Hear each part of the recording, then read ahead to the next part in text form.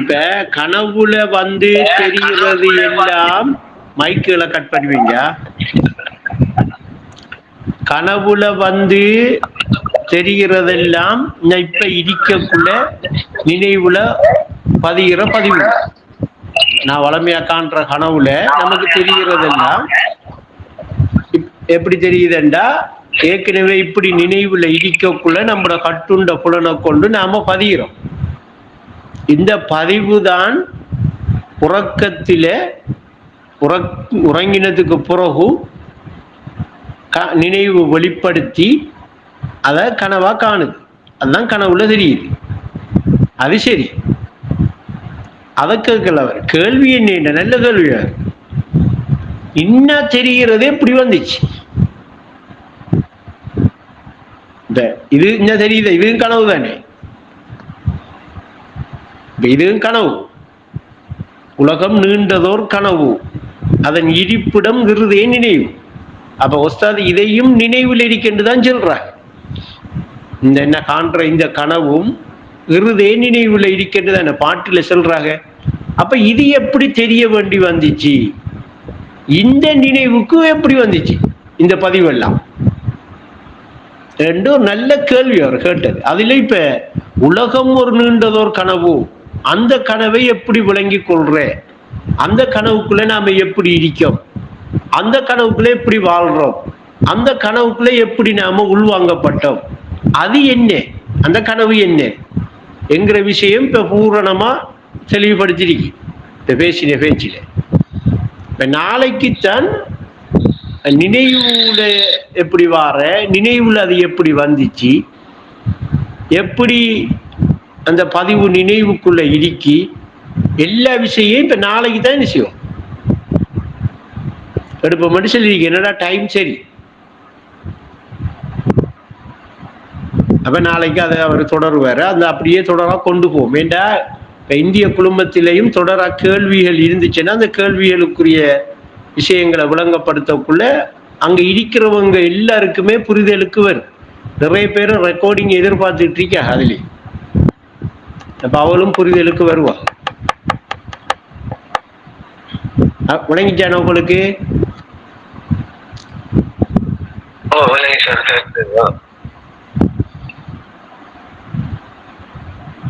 இப்ப இங்க நாம இன்ன பாக்குற ஒரு பொருள் இருக்கு.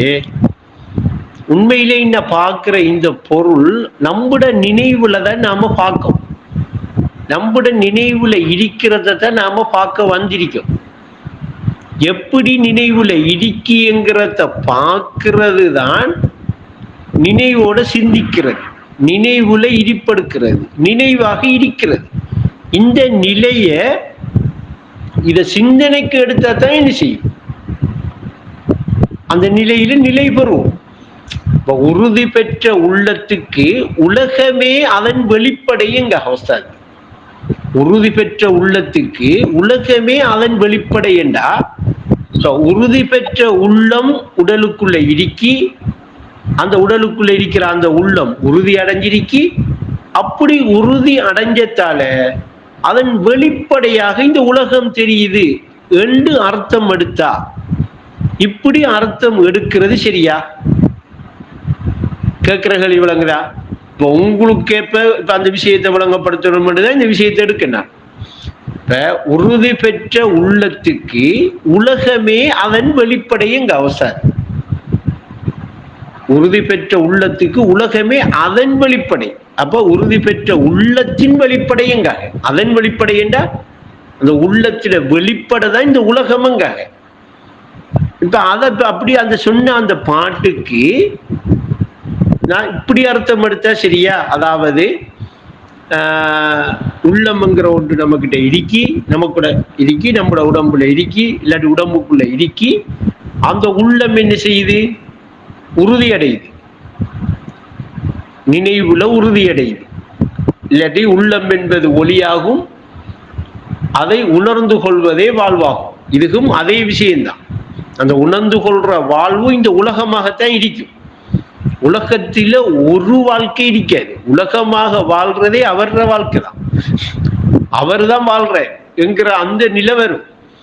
அப்ப அப்படி வர வேண்டிய ஒன்றை இப்ப நாம எப்படி எடுக்கமெண்டா, எப்படி எடுக்கிறதுக்கு முனைகிறோம்டா, உள்ள மண்ட ஒன்று இருக்கி, தம்புட உடலுக்குள்ள இருக்கி, அது உறுதி பெற்ற உடனே அந்த உறுதி பெற்ற அந்த உள்ளத்தில வெளிப்படைய நமக்கு இந்த உலகம் தெரிய வேண்டி வரும்.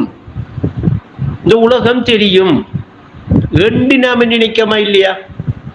என்று அர்த்தம் எடுக்கமா இல்லையா? இந்த பாட்டுக்கு இப்படி எடுக்கிற அர்த்தம் சரியா? புரிபடுதா? இப்ப உள்ளம் உறுதி பெற்ற உள்ளத்துக்கு உலகமே அதன் வெளிப்படையங்கும். இப்ப அந்த உறுதி பெற்ற உள்ளத்தை உடலுக்கு இருக்கிறதாக எடுக்கமா இல்லையா?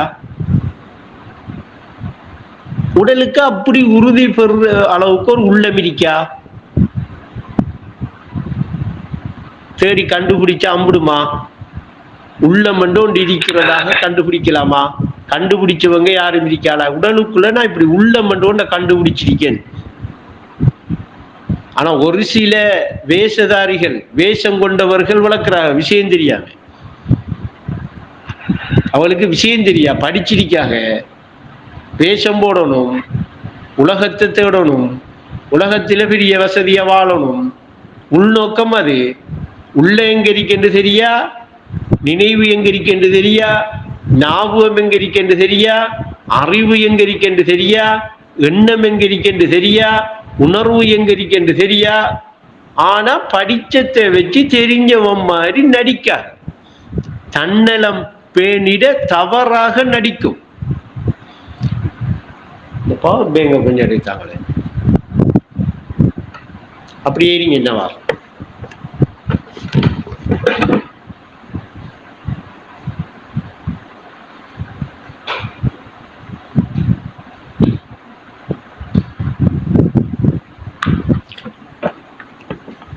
போன்ட சார்ஜ் இறங்கிட்டு இன்னும் கொஞ்ச நேரத்தில் ஆஃப் ஆகிடும். அப்ப தன்னலம் பேணிட தவறாக நடிக்கும். தண்ட நலத்தை பேணிக்கிறதுக்காக தவறாது நடிப்பாளாம். என்ன தெரிஞ்சவங்க புரிவடுதா? அப்ப இப்ப உள்ளம் உறுதி பெற்ற உள்ளத்துக்கு உலகமே அதன் வெளிப்படை என்றா, அந்த உறுதி பெற்ற உள்ளம் உடலுக்குள்ள இருக்கி என்று அவர் ஒரு கருத்தை எடுத்தார், ஒரு அர்த்தத்தை எடுத்தாருண்டா அது சரியான புரிதலா? அவர் எடுத்த அர்த்தம் சரியா என்று எடுக்கலாமா? எடுக்கல. அப்ப இப்ப அவரு உடல் அழிஞ்சு போறது. இப்ப உண்மையிலே உடலும் இதில் இருக்கின்ற அந்த உள்ளத்தில் இருக்கின்றதான் வரும்.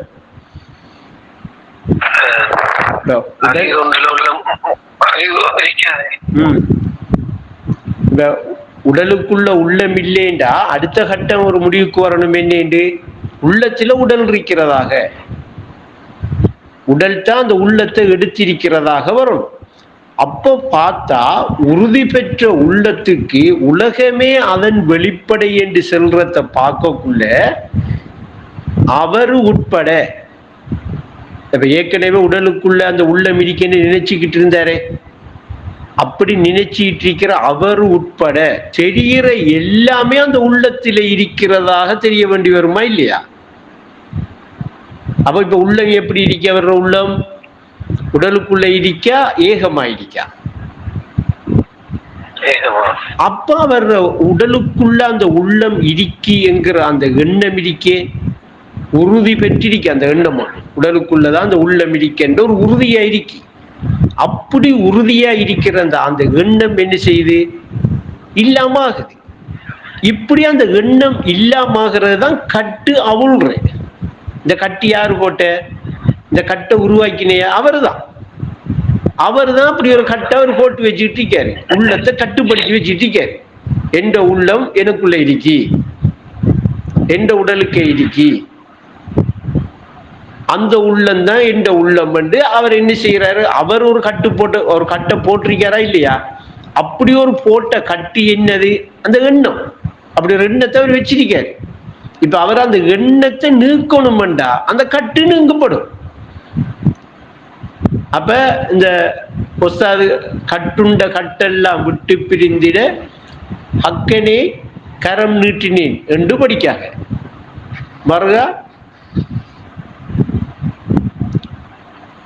கல் நெஞ்ச துணை வேண்டும் என்று ஒரு பாட்டுல படிக்காங்க, ஒரு பாட்டுல களிமாவின் துணை வேண்டும் என்று படிக்காங்க. அப்ப இப்படி இந்த கட்டு, இந்த உள்ளம்ங்கிறத நாம உடலுக்குள்ள கட்டுப்படுத்தி வச்சிருக்கிறது எது? இப்ப எண்ணம் தான். ஒரு எண்ணத்தை வளர்த்து வச்சிருக்கேன் நாம. அதனால நாம என்ன செய்யறோம்டா, அந்த நம்முடைய உள்ள நமக்குள்ள இருக்கி என்று ஒரு விஷயத்தை அர்த்தம் எடுக்கும், ஒரு விஷயத்தை அந்த விஷயத்தை அப்படி நினைக்கும். அப்ப நாம இதிலிருந்து விடுபடுறேன்டா என்ன செய்யணும்டா, முதல் உறுதி பெறணும் உள்ளத்தில். உள்ளமண்டா என்ன என்ற ஒரு விஷயத்தை சிந்தனைக்கு எடுக்கும். நம்மளோட உள்ளத்தை நாம உணர்ற இடத்துக்கு நம்மளோட தியானம் மாறும். இப்ப நானுங்கிறத உண்மையிலேயே உணர்வுக்கு எடுக்க போகுது எது? நீங்களா உங்களோட உள்ளமா? உள்ளம்தான் எடுக்க போகுது. அந்த உள்ளம் தானே இப்ப நானுங்கிறத நினைக்குது, உள்ளம் தானே நானுங்கிறத உணருது, உள்ளம் தானே நானுங்கிறது அல்லாஹ் என்று நம்புது இல்லையா? அப்ப நான் ஏகம் என்று சொல்லி உள்ளம் அந்த உணர்வை எடுத்துட்டேன்டா, அதை உணர்ந்து கொண்டிருக்கிற அந்த உள்ளம் எப்படி இருக்கும்? ஏக வியாபகமா இருக்கிற நிலை உருவாயிடும். ஏக வியாபகமா இருக்கிற நிலை உணரப்படும். ஏக வியாபகமா இருக்கின்ற அவருக்கு தெரிய வேண்டி வரும். இப்படி தெரிய வேண்டி வரக்குள்ள இப்ப கட்டிருக்குமா? கட்டோட இருப்பாரா? கட்டுண்டவனா இருப்பாரா? கட்டுண்ட நிலையில இருக்கிறது தான் நான் என்று எடுப்பாரா? இப்ப ஏக வியாபக நிலையா நான் இருக்கிறேன்ங்கிற உள்ளம் அங்க உருவாக்கப்பட்டோம். இப்படி உருவாக்கப்படுறது, இப்படி உருவாகிறது, அந்த இடத்துக்கு போறதுதான் ஒளிங்கிறது, ஜோதிங்கிறது.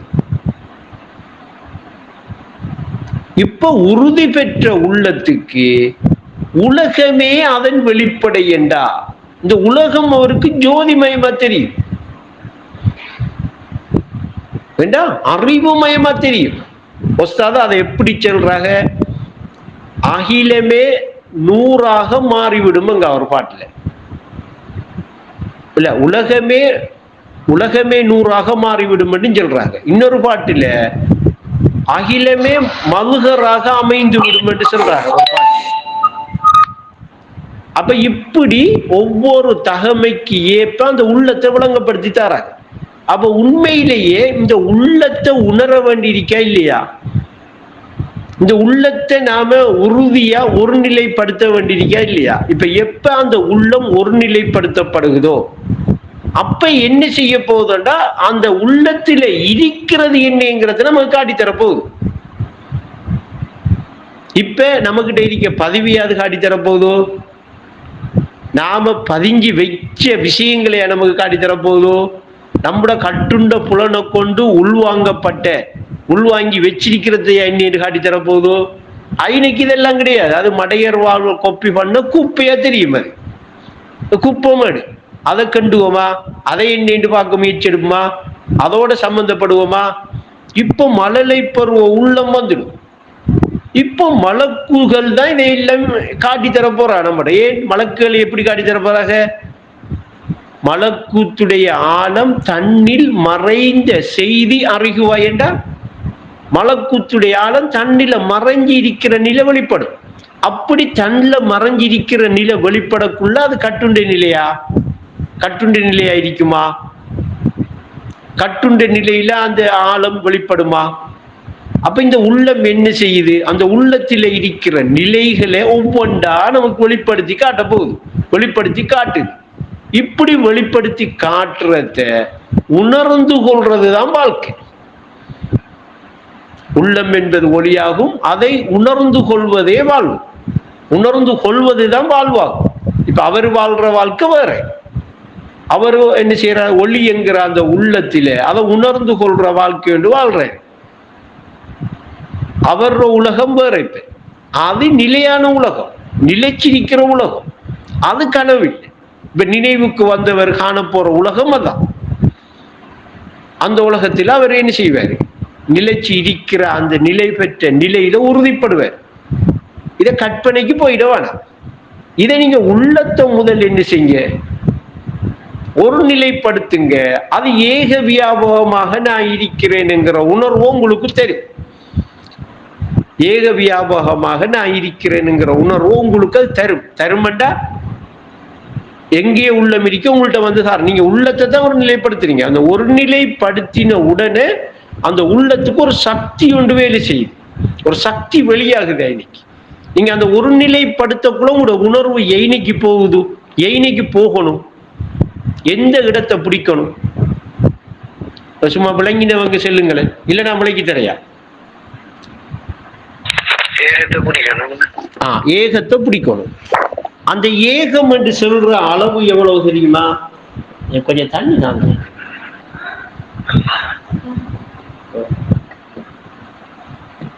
அளவு இல்லை. என்ன நான் சொல்லி அளவு சொல்லி தரையா?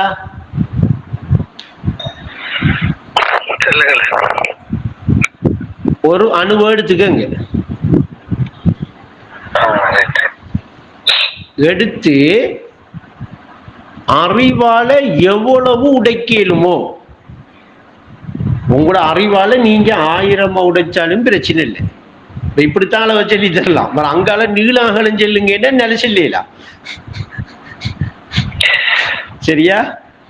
அறிவால 1000 நீங்க உடைக்கிறீங்களா, ஐநைக்கு நிற்கும் உங்களோட ஏகம். சரியா? இப்ப நான் 1,00,000 உடைக்க போறேன், ஐநைக்கு நிக்கு எந்த ஏகம். அபூபக்கர் நான் எத்தனை உடைக்க போறீங்க? உடைக்கிற அளவுக்கு ஏக வியாபகத்தன்மை அந்த சக்தி உருவாகும். அப்ப உணர்வு இப்ப எங்க போய் நிக்க வேண்டியிருக்கு? அந்த நுட்பத்தில நிக்க வேண்டிய. இது நுட்பம். நுட்பம் என்ன அர்த்தம்? அளவே இல்லை அதுக்கு. அறிவுதான் முடிவு பண்ணணும். அது அறிவுதான் அந்த எல்லையை பார்க்கணும். உணர்வு தான் அதை என்ன செய்யணும், உணர்ந்து கொள்ளணும். ஆனா அறிவும் ஒரு கட்டத்துல அறிவும் தொழிற்படாது. நம்ம ஒரு கட்டத்துல பார்த்துதானே ஒரு குறிப்பிட்ட எல்லைக்கு மேல. அதாவது இப்ப பிரிச்சு அறிவிக்கிற வரைக்கும் அறிவு தொழிற்படும். இதை சொல்ற பகுத்தறிவு.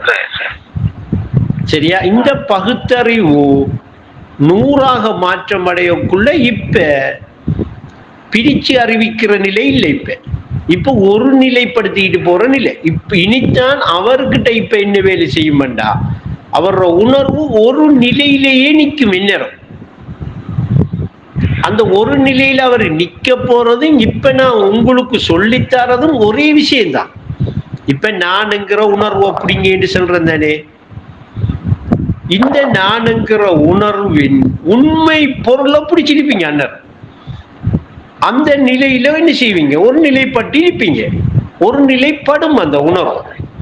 அப்படி ஒரு நிலைப்படக்குள்ளதான் இந்த நினைவு, இந்த உள்ளம், எண்ணம் எங்கிருந்து வருகுது, எண்ணம் ஏன் பிறக்குது, எண்ணம் பிறக்கும் நோக்கறிகிற எப்படி, எல்லா நுட்பங்களும் அவருக்கு என்ன செய்யும், அவரோட கல்புல அவரோட உள்ளம் அவருக்கு வெளிப்படுத்தி காட்டும். இயல்பாகவே அவர் விளங்குவார், இயல்பாகவே விளங்கிக்கிற இடத்துக்கு வருவார். ஐனுக்கு ஒரு வழிகாட்டல் தேவையில்லை, ஐனுக்கு வழிகாட்ட ஆளும் இல்லை, ஐனுக்கு நான் மட்டும்தான் இருக்கிறேன். அப்ப என்ன புடிங்க, என்ன பின்பற்றுங்க. இதுல அர்த்தத்தை விளங்கிட்டீங்களா? இன்னைக்கு அனசாபிஷம் இருக்காங்க. அந்த நிலையில இருக்கிறவர் இப்படித்தான் அந்த அறிவித்தலை செல்லுவார், அந்த அறிவு உங்களுக்கு தருவார். அப்படித்தானே தரலாம், இன்னொன்று இருக்கின்ற தரையில. அப்ப இதுக்கு இப்ப நீங்க பிடிச்சிருக்கிற அந்த நான் தான் அந்த நிலைக்கும் உங்களை கொண்டு போகும். கொள்கை எங்கே கொண்டு செல்லும் உனக்கு தெரியுமா என்றா, இன்னைக்கு அர்த்தம் என்ன தெரியுமா? கொள்கையில இருக்கிறவர் போறல்ல, அவர் கொண்ட கொள்கை தான் அவர் எங்கேயோ கொண்டு போய் சேர்க்க போகுது. அப்படி கொண்டு போய் சேர்க்கிற ஒரு கொள்கை தான் ஏகத்துவம்ங்கிறது. ஏகமாக ஒரு தத்துவம் இருக்கிறது, தௌஹீதங்கிறது. அதையும் உஸ்தாது எப்படி கேட்கா, கொள்கை என்றா என்னவென்று உனக்கு தெரியுமா? ஏகத்துவம் என்று சென்னால், தௌஹீது என்று சென்னால், ஏகத்துவம் என்று சென்னால் ஏற்றுக்கொள்வாயான்னு கேட்க. இப்ப தௌஹீதுங்கிறது ஏகத்துவங்கிறது அறிஞ்சு கொள்ற விஷயம் இல்லை. இப்ப நாம அறிஞ்சிட்டு இருக்கோம்.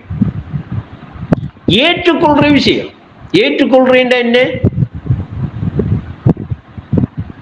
அவர் ஒரு தத்துவம் இருக்கிறதாக அந்த உணர்வு நிலையில தெரிவர்றது, அது ஏகமா இருக்கிறாக அந்த நிலையை உணர்றது. ஒரு நிலையில ஒரு உள்ளம் ஒரு நிலை பட்டா அந்த நிலைதான் ஏகமா இருக்கின்றது உணர்த்தி கொடுக்கிற அந்த வழி, அந்த சிராத்து, அந்த மீசான், இந்த நான்ங்கிறது தான். நான் இருக்க இல்லையா, இல்லாதாக்கள் யார் இருக்க உலகத்துல? அப்ப எல்லாருக்கும் அல்லாஹ் அந்த தூது அனுப்பியிருக்கானா இல்லையா?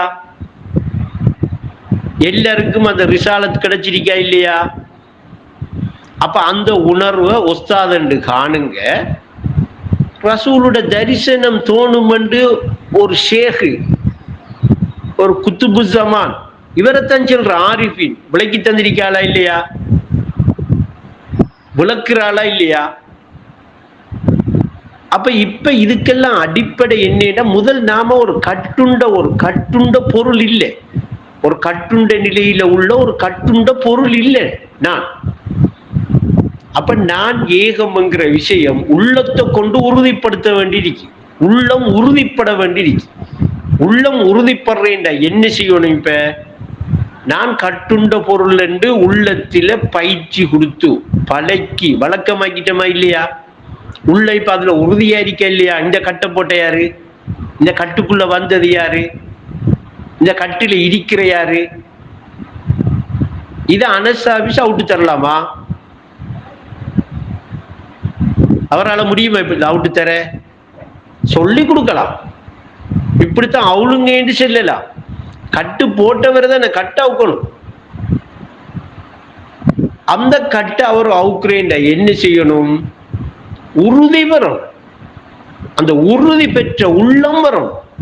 நான் ஏகம் என்று சொல்லி அந்த உள்ளம் என்ன செய்யணும்?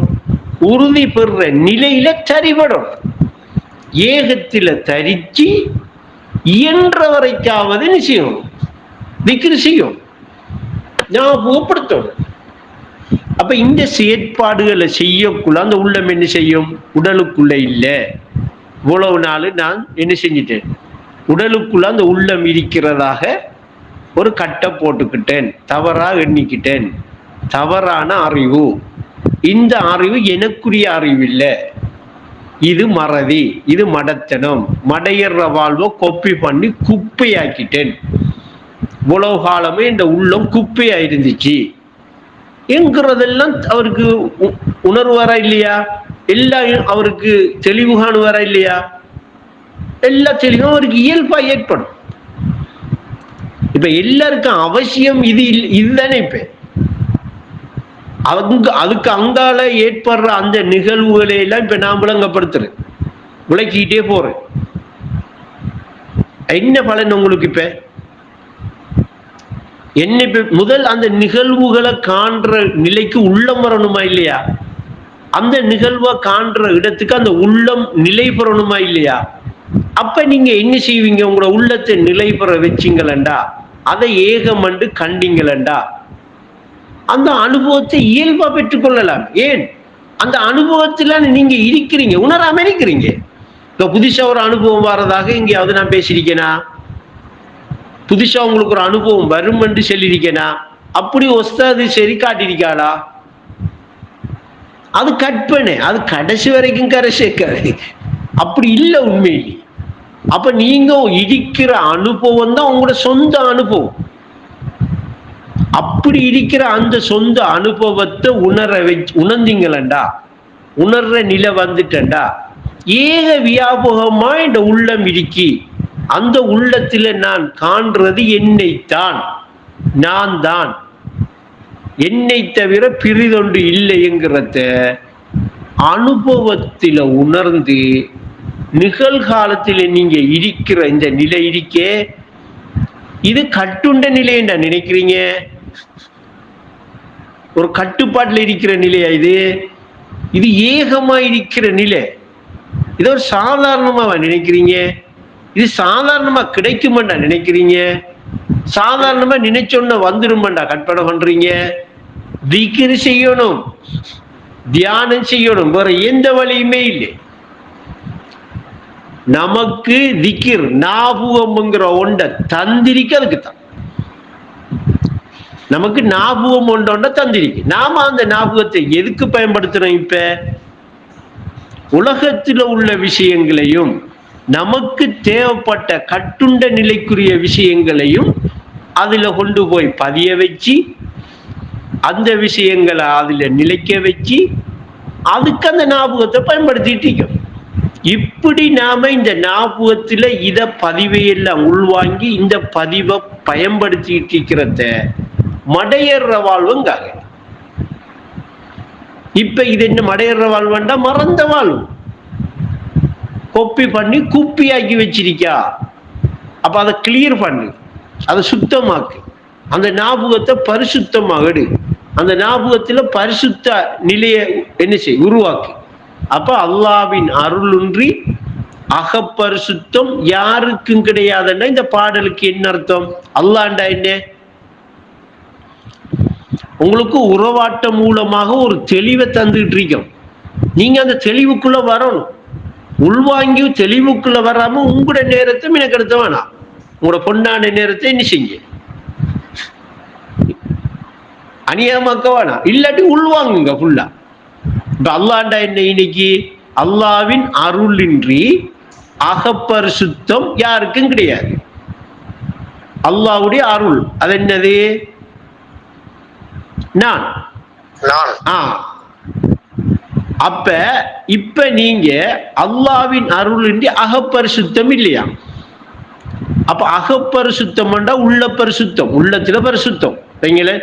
இந்த உள்ளத்துல பரிசுத்தம் ஆகிறதுக்கு நீங்க என்ன செய்ய வேண்டியிருக்கு? இந்த ஞானம் எடுக்க வேண்டியிருக்கு. அப்ப நீங்க ஞானம் எடுத்துட்டீங்கன்னா உள்ளம் என்னையாகுமா? பரிசுத்தமாகும். எடுக்காட்டி அல்லாண்டு சொல்லி இந்த நான் இருக்கிற இந்த இருப்பு நிலையை எடுக்காட்டி, இப்ப நான் இருக்கிற இருப்பு நிலைன்னு நாம எதை காட்டியிருக்கோம்? எந்த நிலையை காட்டுறோம்? தூக்கத்தை நீக்கி வைக்க தூய களிமா இருக்கி, பரிசுத்தமா தானே, தூய்மை தானே, தூயோன் துணை இருக்கி. தூய களிமா என்று தூய என்று காட்டுறதும் பரிசுத்தம் தான், தூயோன் என்று காட்டுறதும் பரிசுத்தம் தான். அப்ப தூக்கத்தை நீக்கி வைக்க தூய களிமா இருக்கி, தூயோன் துணை இருக்கண்டா ஆழ்ந்த உறக்க நிலையை சொல்றோம். அப்ப ஆழ்ந்த உறக்க நிலை என்ன செய்யணும்? உறக்கம்னுங்கணும். ஆழ்ந்த உறக்க நிலையில உள்ள உறக்கம்னுங்கணும். உறக்கம் நீங்கினா அகப்பரிசுத்தம், நான் ஏகமா இருக்கேன் என்கிற விழிப்பு, அந்த பரிசுத்த நிலை உணரப்படுமா இல்லையா? உணரப்பட்டா அல்லாவின் அருளோட அகப்பரிசுத்தம் ஏற்பட்டிருக்கா இல்லையா?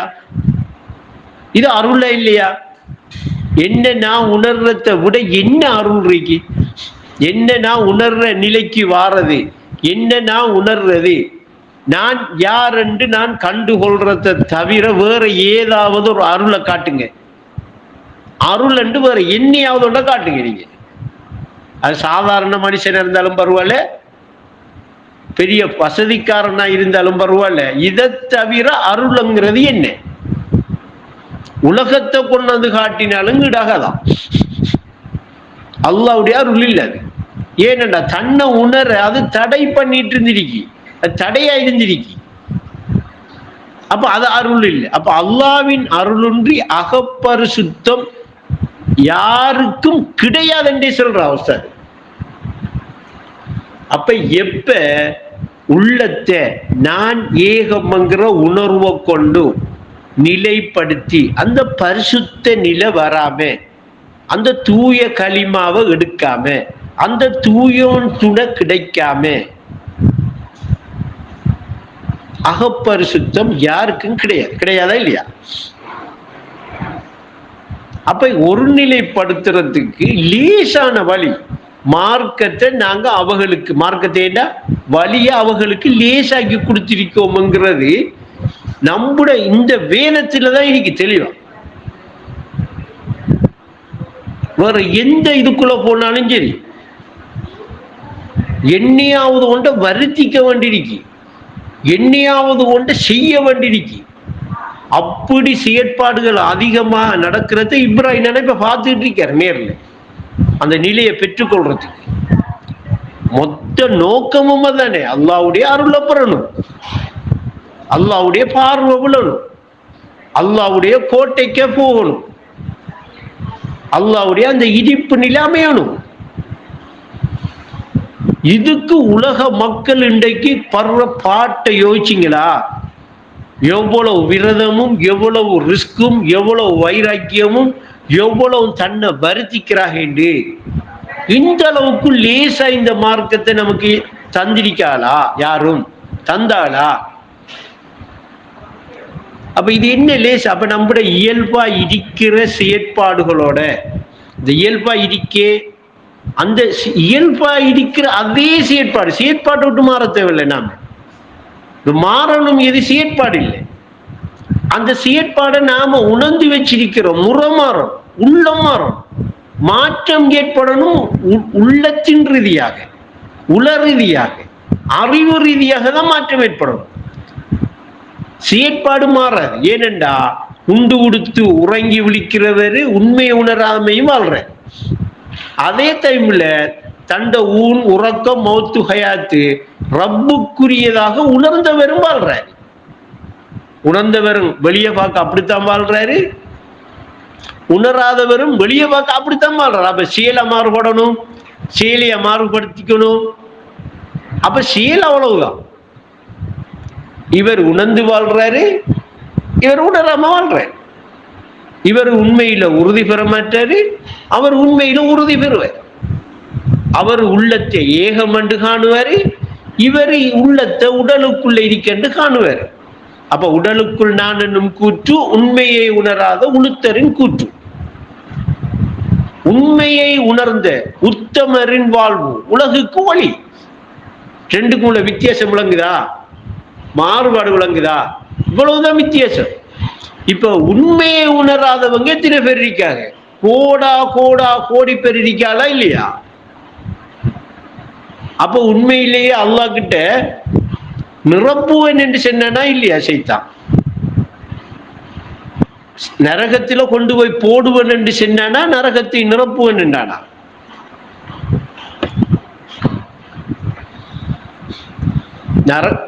உணவிட்ட வாரவங்களை தடை செஞ்சு நரகத்தில கொண்டு போய் போடுவன் என்று அவன் சொல்லல, நரகத்தை நிரப்புவன் என்றான். என்றோன்னா அல்லாஹ் மாறி உன்னால நிரப்பேல, ஆனா ஒண்ணுமட கொஞ்சம் போடலாம், உன்னால கொஞ்சம் பேரை கொண்டு போய் போடலாம், உன்னால நிரப்பேலான்னு சொல்லல. அப்ப இன்னைக்கு அல்லாஹ்வுடைய நாட்டம் என்ன? இவன் அதிகமா கொண்டு போய் நிரப்பணுங்கிறது தானே. இல்லாட்டி மறுப்பு தெரிவிச்சிருக்கலாமா இல்லையா? அது உன்னால சாத்தியப்படாது. இப்படி என்னுடைய நல்லடியார்களுக்கிட்ட உண்ட ஜம்பம் பழிக்காது என்று சொன்ன அல்லாஹ் இதையும் சேர்த்து சொல்லியிருக்கலாமா இல்லையா? உன்னால நிரப்பலான்னு. அப்ப இப்ப நிரம்பிருக்கா இல்லையா? நிரப்பப்படுகிறதா இல்லையா? இன்னும் நிரம்புமா இல்லையா? அப்ப நிறைஞ்சா அழியும் தானே, நெருப்பு அழிக்கும் தானே. இப்ப அழிக்கிறது எல்லாம் என்ன? நெருப்பு தான். அப்ப அவன் நினைச்சத அவன் செஞ்சுட்டு இருக்கான். இது காரணம் என்ன? உண்மைக்கு கொடுக்கலையா உள்ளத்தை, அது பூகம்பம் வரும். அந்த பாட்டு ஞாபகம் வருதா யாருக்காவது? உண்மைக்கு இடம் கொடுக்காத உள்ளத்தில பூகம்பம் வெடிப்பது திண்ணம். திண்ணம் என்றா உறுதி. அந்த பாட்டு விளங்குதா? அப்ப இங்க உண்மைக்கு இடம் கொடுக்கல, வெடிச்சுக்கிட்டு இருக்கி, சிதறிக்கிட்டு இருக்கி, அழிஞ்சுக்கிட்டு இருக்கி. இதெல்லாம் எங்க நடக்குது? உண்மையிலே நீங்க மறுமைக்கு வந்தா தான் இது விளங்கும். இப்ப என்னண்டா நீங்க என்ன செய்யணும்னா உறுதி பெற்ற உள்ளம் வேணும். உங்களுக்கு உறுதி பெற்ற உள்ளம் இருந்தா அதன் வெளிப்படைய உங்களுக்கு தெளிவா விளங்குமா இல்லையா? இங்க என்ன நடக்குதுண்டு? அது யார உள்ளத்துல நடக்குது? அந்த உறுதி பெற்ற உள்ளத்துல இருக்கிறவர் உள்ளத்தில நடக்குது. அவருக்கு தெரியாம இருக்குமா? ஏன் நடக்குதுன்னு அவர் தெரியாமையா இருப்பாரு? அப்ப அவருக்கு தெரியும்.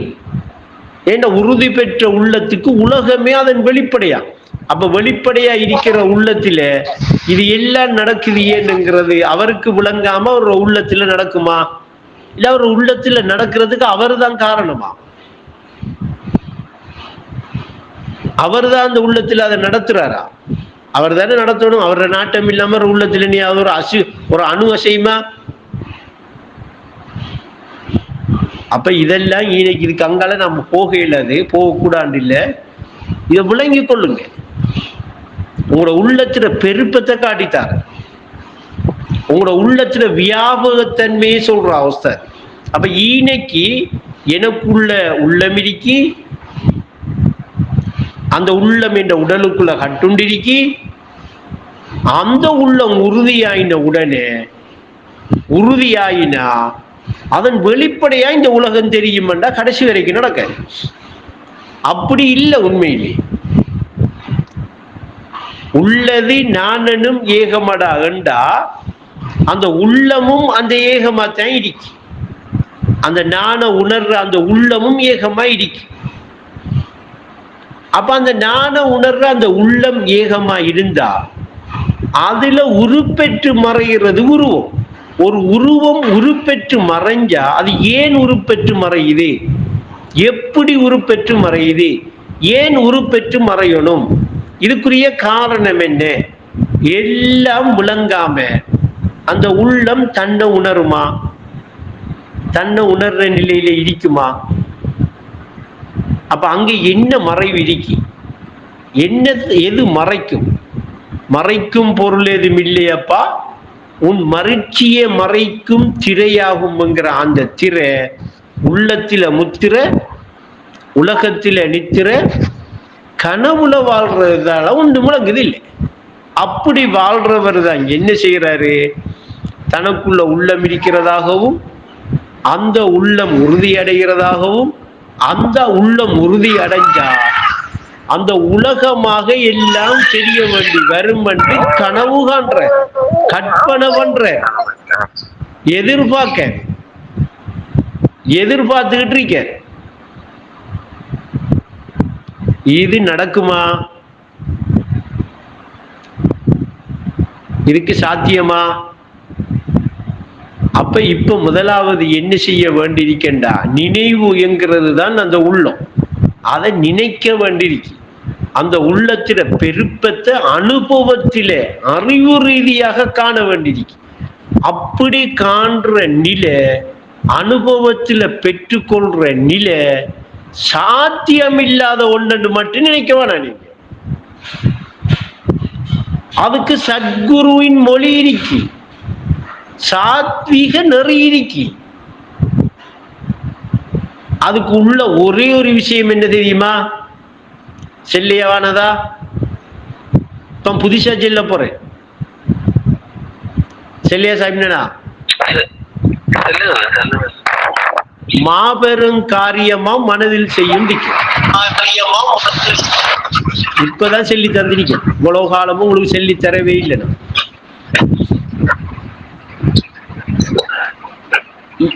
இந்த வழியால மட்டும்தான் போகலாம். போனவங்களுக்கு தெரிஞ்சதான் அவங்க சொல்லி தந்திருக்காங்க. எப்படி? மாபெரும் காரியமா மனதில் செய்யும் ஞாபகம். இந்த ஞாபகத்துடைய பெருப்பம் இருக்கே, இந்த உலகத்தையே வச்சிருக்கிறது. ஞாபகத்தில் இந்த வியாபகத்தன்மை இருக்கே, அதை உடலுக்குள்ள இருக்க நினைச்சிட்டு இருக்கமா? அப்படி நினைச்சிட்டு இருக்கிறாங்களுக்கு நான் சொல்லல. தியானம் திக்ர் செய்கிறவங்க நான் என்கிற உணர்வு ஏகம் வந்து ஏகத்தில தரிச்சாகலண்டா, ஆழ்ந்த உறக்க நிலையே நினைவுக்கு எடுத்தாகலண்டா, நினைவுபடுத்துற இடத்துக்கு இருப்பாகண்டா. நான் சொல்றது விளங்கும் அவனுக்கு. இப்ப நான் சொல்றது யாருக்கு விளங்கும்? கட்டுண்டிருக்கிறவருக்கா, ஏக இடிப்புல இருக்கிறவருக்கா?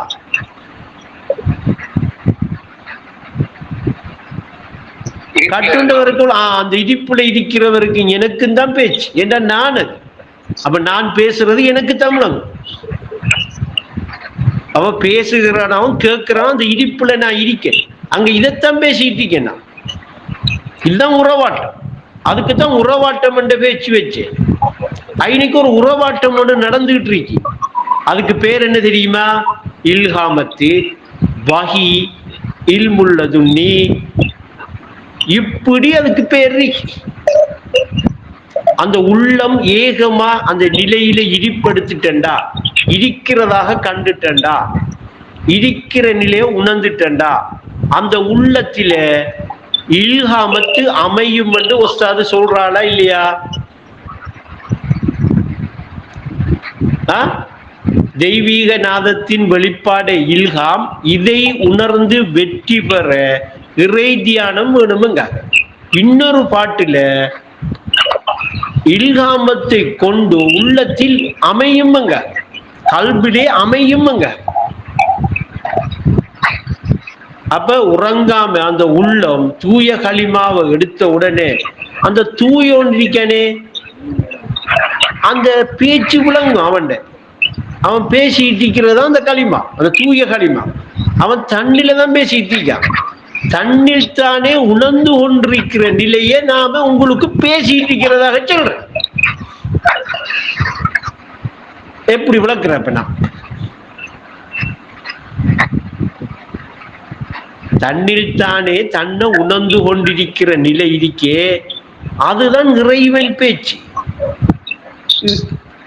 இறை தூர்த திரை கொண்டு இறை சொன்ன களிமா தான். பெரியோனின் திருவசனம், பெரியோர்கள் அனுபூதி பிழையாக காணாதடா, பிடிவாதம் வேண்டாமடா. அப்ப பிடிவாதம் பிடிச்சாலண்டா, பிடிவாத மூடருக்கு எட்டாது ஞானம். பிடிவாதம் பிடிச்சாலண்டா நமக்கு நஷ்டமா, பிடிவாதம் பிடிக்கிறார்களுக்கு நஷ்டமா? பிடிவாதம் பிடிக்கிறார்கள் பிடிவாதம் பிடிச்சிட்டு இருக்கணும். ஏன்? இந்த திருவருசனத்தை கேட்கிற இடமும் அனுபவத்தில் பெற்றுக்கொள்ற நிலையை என்ன செய்வார்? இழந்து போவார். அல்ஹம்துலில்லாஹ். அப்ப இதோட நிப்பாட்டுவோமா? சரி. அஸ்ஸலாமு அலைக்கும்.